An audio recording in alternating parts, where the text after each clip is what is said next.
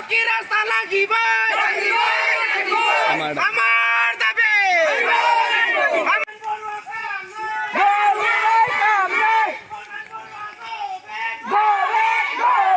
আমিতো এবাৰ যদি ইলেকশ্যনৰ আগে আগে ৰাস্তা পদূলি যদি ঠিক কৰি নিদিয়ে আমাৰ হাদিহতী গাঁও এতিয়া সজাগ হৈছেগে সজাগ হোৱাৰ পাছত যদি ইলেকশ্যনৰ আগে আগে ৰাস্তা পদূলি বনাই নিদিয়ে আমি বুট বৰ্জন কৰিবলৈ সাজু হৈ আছো আদিচুটি গাঁৱে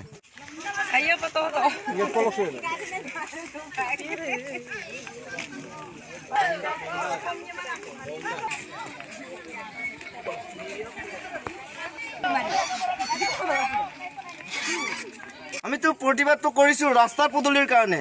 আজিকালি চাওক এনেকুৱা ৰাস্তা পদূলি কোন জেগাত আছে আমাৰ জেগাতেহে আছে আদিচুটি গাঁওখনত এতিয়া আমাৰ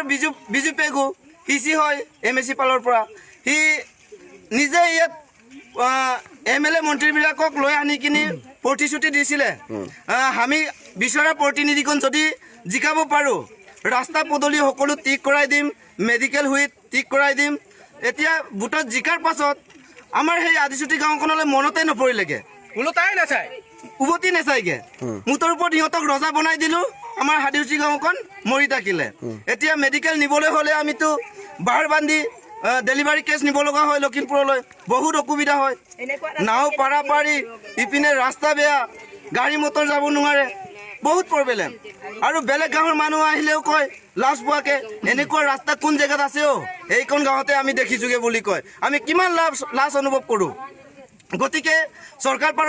ফালৰ পৰা আমাৰ গাঁওখন চকু মেলি চাই যেন এইটোৰ কাৰণে মই আপোনালোকক DY 365ৰ ফালৰ পৰা আপোনালৈ আমি সেৱা কাতৰ কৰিছোঁ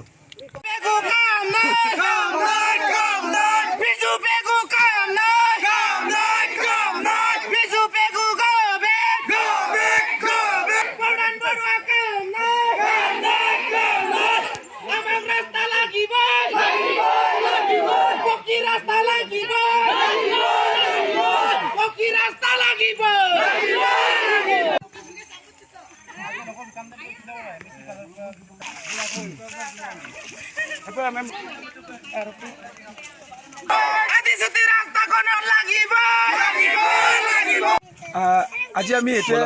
সেই বিষয়ে আমি আজি সিদ্ধান্ত কৰিছোঁ আৰু আমি সিদ্ধান্ত মৰমে এবাৰ বিধানসভা আৰু পঞ্চায়ত ইলেকশ্যনত বিশেষকৈ আমি ভোট বৰ্জন কৰিম গতিকে এইখন ৰাস্তাত এতিয়া LP স্কুল বা ME স্কুল হাইস্কুলৰ ল'ৰা ছোৱালী কেনেকৈ যাব কোনো যাব পৰা ইয়াত ব্যৱস্থা নাই গতিকে আজি এনেকৈ আমাৰ আছে পূৰ্বপুৰুষৰ পৰা যেনেকৈ ৰাস্তা আছে তেনেকৈ আজি আছে গতিকে অসম চৰকাৰে কমচে কমটো আমাৰ আদিচুটি গাঁওখনৰ এই লখিমপুৰ টকা অন্তৰ্গত থকা আদিচুটি গাঁওখনৰ চকু মেলি চোৱা নাই নেকি গতিকে চাব লাগে গতিকে আমি ইয়াৰ তৰফৰ পৰা বিশেষ আমি অনুৰোধ জনাইছোঁ যে অসম চৰকাৰে আমাৰ দাবী মানি এই পঞ্চায়ত ইলেকশ্যন আৰু বিধানসভা ইলেকশ্যন নোহোৱাৰ আগত আমাৰ এই আদিচুটি ৰাস্তাখন বনাই দিব বুলি কিনি আশা ৰাখি আজি চমু বক্তব্যটো